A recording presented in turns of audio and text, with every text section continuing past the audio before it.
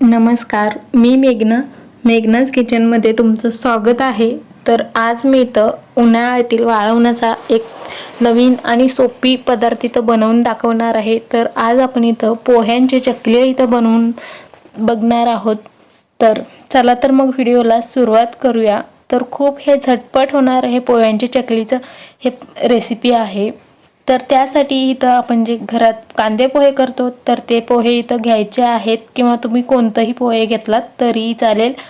त्यानंतर त्याच्यामध्ये घालायला मी इथं हिरवी मिरची घालत आहे. तुम्ही इथं हिरवी मिरची, लाल तिखट किंवा चिली फ्लेक्स घातलात तरीही चालेल आणि कमी जास्त सुद्धा घालू शकता. त्याचबरोबर इथं पांढरे तीळ आणि थोडंसं भाजलेले किंवा कच्चेच असं जिरा घ्यायचे आहेत आणि त्याचबरोबर चवीपुरतं मीठ इथं घेतलेले आहेत. तर हे सगळं मी इथं एकत्र ठेवून घेतलेलं आहे. आणि त्यानंतर आता पहिल्यांदा आपल्याला इथं पोहे आहेत तो छानसं स्वच्छ करून त्याला धुवून घ्यायचं आहे. आणि त्यानंतर थोडंसं त्यामध्ये पाणी घालून असंच एक 4 ते 5 मिनिटासाठी म्हणजे पूर्णपणे भिजेपर्यंत असंच ठेवून द्यायचं आहे.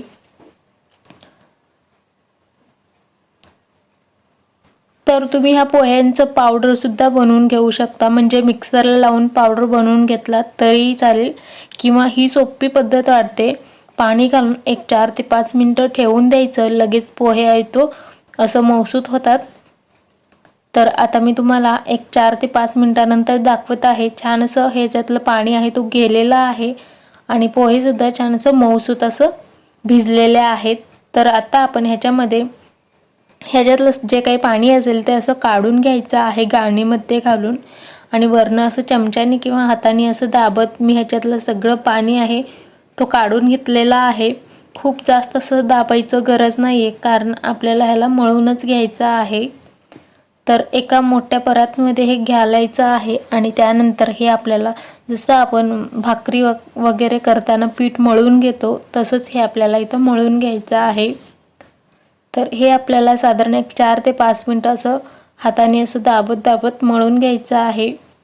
तर हे मळत असताना हे सगळे सुद्धा चवीपुरतं मीठ, जिरा, तीळ हे सगळं ह्याच्यामध्ये घालायचं आहे. तर हिरवी मिरची मी इथं मिक्सरला लावून बारीक करून घेतलेला आहे. तर तुम्ही लाल तिखट किंवा नाही घालायचं असेल तर नाही घातलात तरीही चालेल. त्याचबरोबर इथं सगळं हे घालून झालेलं आहे. तर मी ह्याच्यामध्ये पापड खार वगैरे काही घातलेलं नाही आहे, फक्त चवीपुरतं मीठ घातलेलं आहे.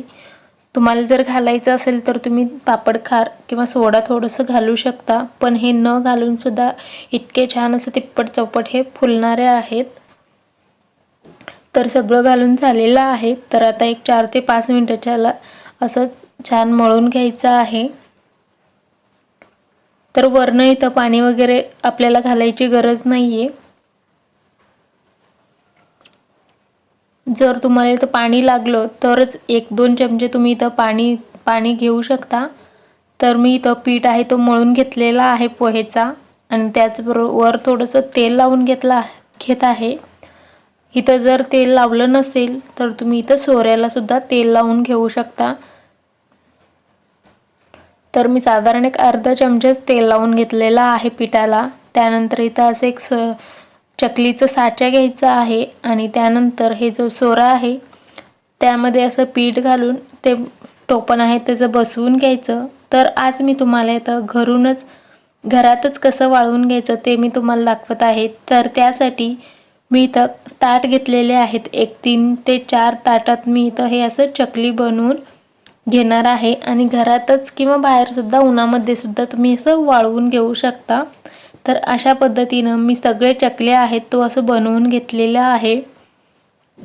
तर तुम्ही सुद्धा प्लॅस्टिकच्या असं पिशवीवर किंवा कापडावर किंवा असं ताटात सुद्धा तुम्ही हे पोह्यांची चकली आहे तो बनवून घेऊ शकता, आणि ह्याला उन्हात सुद्धा वाळवायला ठेवू शकता. एक 2 ते 3 दिवसानंतर मी तुम्हाला दाखवत आहे. आपले चकले आहे तो छान असं वाळून निघालेले आहेत. कलर बघू शकता, खूप छान दिसत आहेत. हे पांढराच कलर आहेत. तर आता मी तुम्हाला ते चकल्या आहेत तो तळून दाखवते. तर हे बघा, छान असं हे फुलत आहेत आपले चकल्या. तर 2 ते 3 मी इथं तुम्हाला तळून सुद्धा दाखवलेला आहे. तर तुम्ही सुद्धा ह्या पद्धतीने छान असं खुशखुशीत आणि कुरकुरीत होणारे पोह्यांच्या चकल्या बनवून नक्की बघा. आणि व्हिडिओ आवडला असेल तर प्लीज लाईक शेअर सबस्क्राईब करा। तर सगळे माझे इथं तळून घेतलेले आहेत, सगळे एकसारखं असं 3 ते 4 चौपट असं फुललेले आहेत आणि हे टिकतात सुद्धा खूप दिवस, फक्त त्याला वाळवून नीट ठेवायचं आहे। तर पुन्हा भेटूया पुढच्या व्हिडिओमध्ये। Bye bye.